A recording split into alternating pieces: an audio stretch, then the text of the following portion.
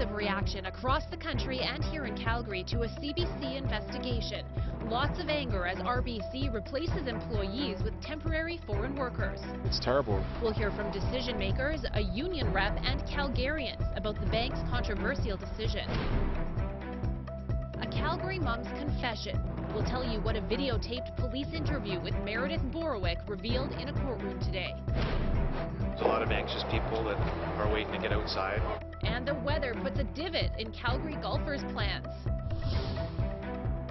Well, I don't want to alarm you, but there's a bright orb in the sky. I think it might be sunshine, and I am pretty sure it'll stick around tomorrow. I'll give you all the details coming up.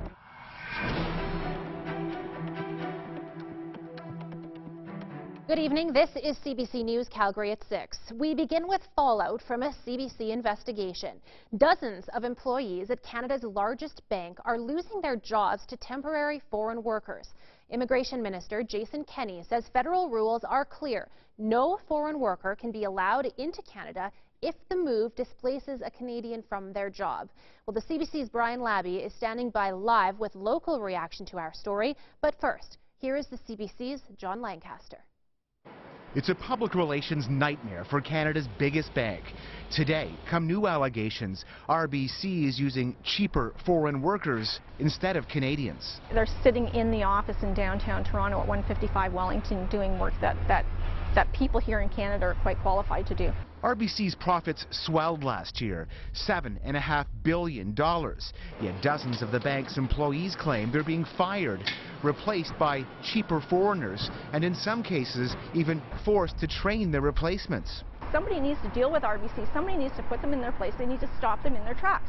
Today, the bank's CEO blamed RBC's subcontractor iGate, the company they say brought in the foreign workers. The issue around temporary foreign workers, which is an iGate issue, although they are a subcontractor, is one that is unusual to me in terms of why it's an issue here. And our expectation is that all of our contractors comply with the rules and regulations of the country. The federal government calls the situation unacceptable. The public has harsher words, blasting the bank online and threatening to close accounts. Other major financial institutions are outsourcing jobs too. Manulife fired 250 workers before Easter, some of the jobs heading overseas. In a statement to CBC News, Manulife said the organizational design review supports our Efficiency and Effective initiative, which is a multi-year effort to eliminate duplication of infrastructure. It's estimated that at least 75,000 Canadian jobs in the IT sector alone have been outsourced to foreign countries, and thousands more in the auto sector too.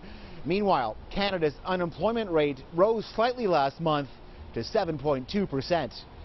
John Lancaster, CBC News, Toronto. Now, a lot of Calgarians, especially RBC clients, say they're angry and just can't believe that this is happening. The CBC's Brian Labby has been tracking some local reaction for us, and he's live outside an RBC branch tonight. Brian, what are you hearing out there? Well, I spoke to a lot of RBC customers, and many of them are surprised to hear about the allegations against the country's biggest bank. And some of them were not happy to hear that RBC may have skirted the rules that are put in place to protect Canadian workers. Not a good thing. Definitely not. And my question would be why? It's bad enough as it is with unemployment being as bad.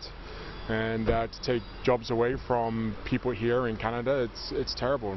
Sourcing them out to other countries, yeah, that's not good at all. I don't like that. In fact, I don't understand how Immigration Canada let them do it. Well, immigration officials are investigating, and one other customer told me that he's so upset by all of this, he's considering switching banks. All right, that's the CBC's Brian Labby reporting live tonight. And yes, this story is definitely creating a lot of buzz. More than 5,000 people have commented on our online story, and you can read those comments and the story at cbc.ca.